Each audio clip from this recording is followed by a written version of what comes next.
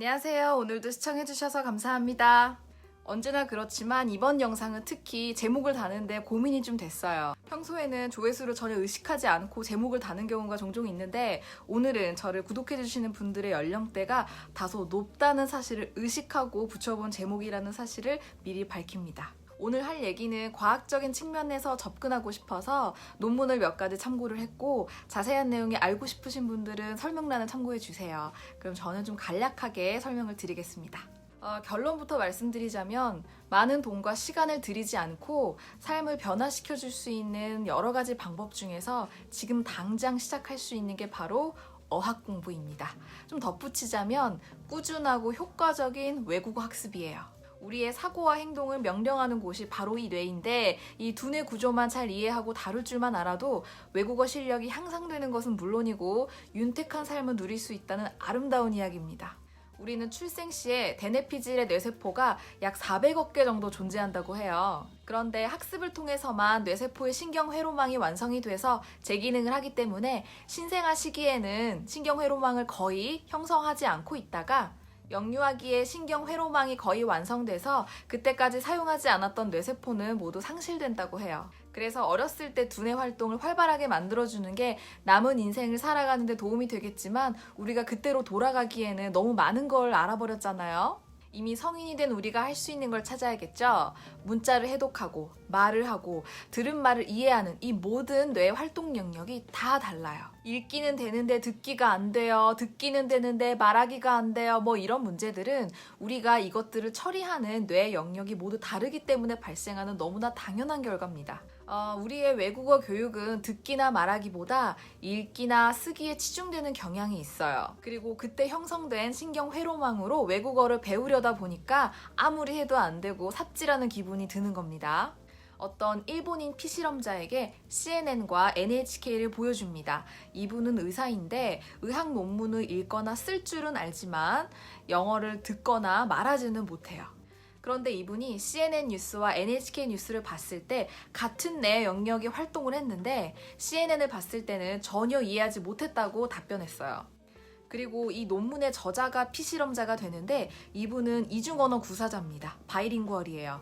영어랑 일본어를 할 줄 압니다.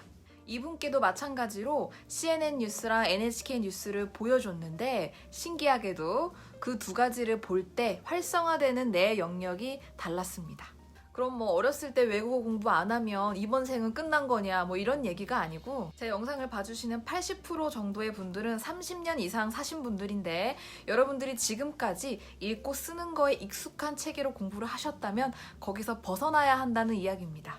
그러니까 듣기라든지 말하기를 잘하고 싶으면 자꾸 듣고 말을 해야 되는데 많은 분들이 이런 걸 달라 그래요. 이거 어떻게 써져 있는지 한번 봐야겠다 이러면서 이거 보고 가시는데 이거 앞만 봐도 안 들리고 말 못합니다. 아까 일본어와 영어를 대상으로 비교하는 실험에서 활성화되는 뇌 영역이 다르다고 했잖아요. 자, 이 두 영역이 다름으로 인해서 얻어지는 이점이 무엇이냐? 단순히 외국어를 이해하는 능력이 우수하다는 사실에 그치지 않고 한 나라의 언어를 다른 나라의 언어로 대체하는 과정에 익숙할수록 인지 능력이 뛰어나다고 해요. 그럼 이 인지 능력은 어디다 쓰느냐?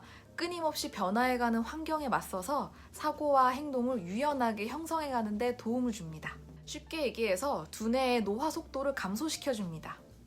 우리가 죽지 않고 평생을 살 수는 없지만 천천히 건강하게 나이 들고 싶잖아요. 저 같은 경우는 일본어에 아주 조금 더 능한 정도로 여러분들 앞에서 아는 척을 하고 있긴 합니다만 아직 갈 길이 멉니다. 배가 너무 고파요. 그러니 여러분들도 언어 공부할 때 꼭 일본어뿐만 아니라 다른 외국어도 마찬가지예요. 6개월 만에 마스터해야지 라든지 지금은 바쁘니까 시간 나면 해야지 뭐 이런 촌스러운 생각하지 마시고 운동한다는 감각으로 언어 공부를 일상생활의 일부로 생각해 주세요. 제가 일본어를 가르치는 직업을 선택했음에도 불구하고 스스로를 영문명인 크리스탈로 명명하는 이유도 오늘 주제와 깊은 관련이 있답니다. 그 얘기는 나중에 기회 되면 하고요. 사실 제가 얼마 전에 유서를 쓴 건 아니고 유서를 남기게 된다면 5개 국어 정도로 남기고 싶다는 생각이 들더라고요. 사실 제 손주가 이태리어밖에 못할 수도 있잖아요. 살다 보면 자유가 박탈당했다는 느낌이 들 때가 있을 수 있어요. 그럼에도 불구하고 우리에게는 선택할 자유가 남아있다는 사실에 감사해야 합니다. 자, 이제 남은 인생 어떻게 보낼지는 여러분들의 몫입니다. 그런 의미에서 다음 시간에는 공부합시다. 오늘도 봐주셔서 감사하고요. 저희는 다음 시간에 뵙겠습니다. 자, 마따네!